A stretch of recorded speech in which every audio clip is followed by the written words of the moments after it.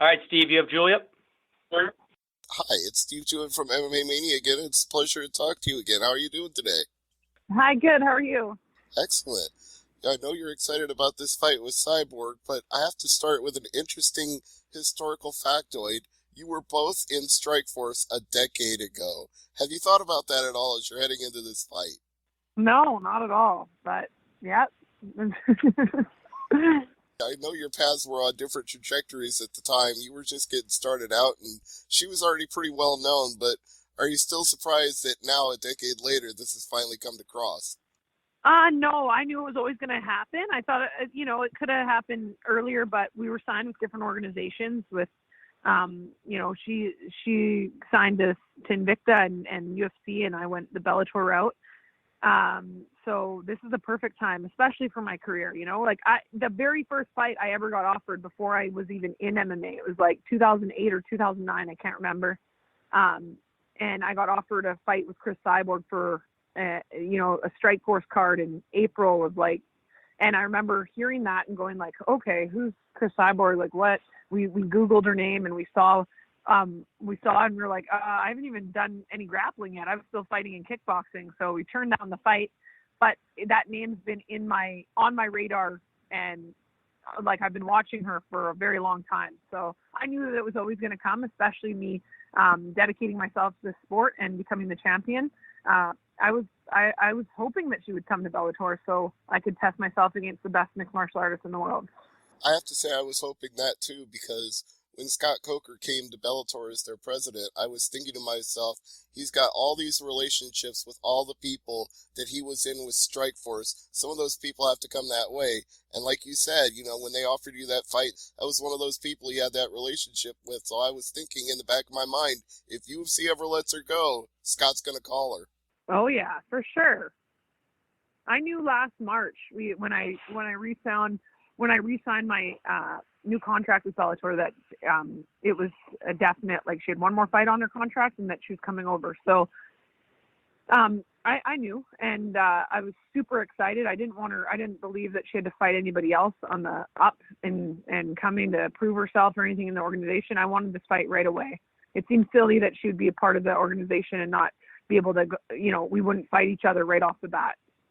Why wait? Yeah, you just stole my next question from me, because people have been asking me that all week long leading up to this. They've been like, how is Cyborg getting a title shot in her first fight in Bellator? And I'm like, how would you not? How would you bring in Cyborg and not do that? Yeah, exactly.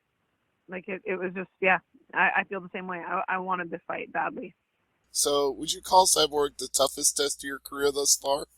I mean, I think that every fight, yeah, I would. I prepared for the toughest test of my career. So I prepared for the very best Cris Cyborg. I prepared for an absolute war. I prepared for her to be extremely motivated and extremely ready and at her very best. So, and I just stepped my game up to the next level of, I'm at my very best, and I believe that I win. So that's where I'm at. Do you put any credence in the argument that some people put forward that she's a diminished fighter since the Amanda Nunes fight? I mean, I kind of haven't really paid attention to that because I can't. I feel like people, as soon as they start thinking like that, fighters make a mistake, and then you're in a fight and you're realizing you were wrong. So I'd rather be expecting the very worst and be ready for it than go in there, thinking, that she's somehow, not the same, and then go in there and get caught off guard or something. I'm so prepared for the very best. So, yeah. I was talking to somebody who was a wrestler earlier today, and he was marveling at the fact that this fight was going to feature such explosive strikers. And I said, there's one difference, though. I think Julia Budd, with her length in kickboxing, can keep Cyborg at range, and Cyborg likes fighting up close. Thank you. I believe you're correct. So obviously you don't want to get in a phone booth with Cyborg. I think that goes without saying.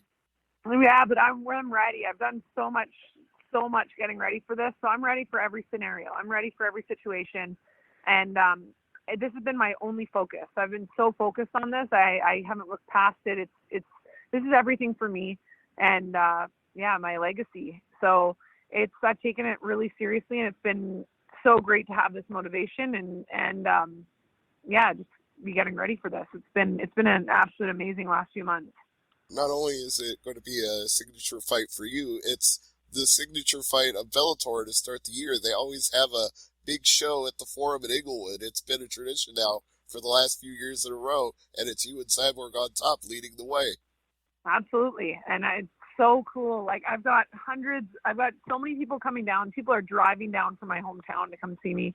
It's so cool that it's just a couple hour flight, and that I just feel it's everybody's so excited about this. And so it's just feeding on that energy it's been fantastic the last few months. Have you been able to really get a full focus on it? I mean, I know you said that this is everything to you right now, and that's absolutely what you've been preparing for the longest time, but... Yeah, no, this is it for me. I've been just paying full attention to getting ready for this fight, so... Cyborg, you said you're prepared for all aspects of her game, so I think her submission game is actually underrated by a lot of people. They forget that she's got a great Brazilian Jiu-Jitsu background, so I know that's something you've got to have focused on in your training camp. Oh, yeah. My submission game's underrated. I haven't had to use them really, but I freaking love them. At the same time, it's not every day you face somebody who's been to the IBJJF and won gold medals, so that brings it up another level on top of that.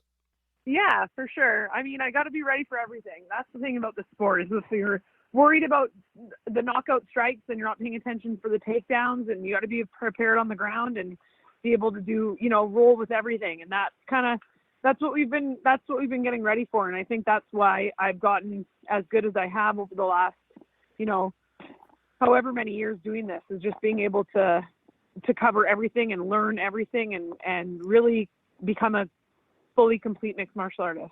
When you have to headline a show as big as this one, and you already mentioned that lots of friends and family are coming in from out of town and driving down and flying in to see you, does that add extra pressure knowing that there are so many things going on? You have to do these media interviews, you've got people coming to see you, all that. Does it add weight to your shoulders at all? Not really. I mean, obviously, they'd be watching me on TV. The eyes, I'm used to, them supporting me and being there, and it's just cool that they're going to be there in person. But I know they love me, and it's all good. It's all positive. Even when the cameras are following you around relentlessly for something as big as the Cyborg fight, can it still be all positive? Yeah, you know what? You got to embrace it. So it's like, I always look at this as like, I don't know how long I can do what I'm doing this for, and I want to embrace it every moment and really enjoy it. And exactly, it's not every day that I'm going to have a fight like this that's this important and people actually care about like this. And it's been absolutely it's been amazing, and I've been feeling really, really grateful. You hit on something, and I want to go back to that. You said that people care about this fight. Would you say that even though you've been a dominant champion, you haven't lost in years and years now, that people finally care more about the featherweight division just because Cyborg has arrived? And do you think that's a shame, or are you okay with that? I'm okay with that, because it's not why I started the sport and why I've been doing what I've been doing, and what I really, really care about and focus on. My main focus is like, it hasn't been necessarily, this has just been extra. It's like, it's great that people are finally, really tuning in and really paying attention. I've got an opportunity like this card to showcase it on and be the headliner. And it's amazing. But at the same time, I think that it's great. Like it doesn't make me, regret anything in the past or anything like that. Cause I'm just grateful for, where I've been and my road to get here. It's been awesome. And it's kind of, it's like I have been overlooked, and it is part of that extra little motivation of people really not knowing who I am 100% and underestimating me, and me going out there and being able to wow them with my skills and really show who I am as a mixed martial artist and a human being. And it's just all this has just been fuel to my fire. I can't think of a better way to put it than that. And You know, there's a rap group that had an album called A Decade of Hits, and if I look back at the last 10 years of your career and look at where you are now in 2020, I would say more than a decade of hits, and she's ready for this. Oh, fuck yeah. Am I ever. All right, Julia, let me get some plugs from you before you go today. Okay.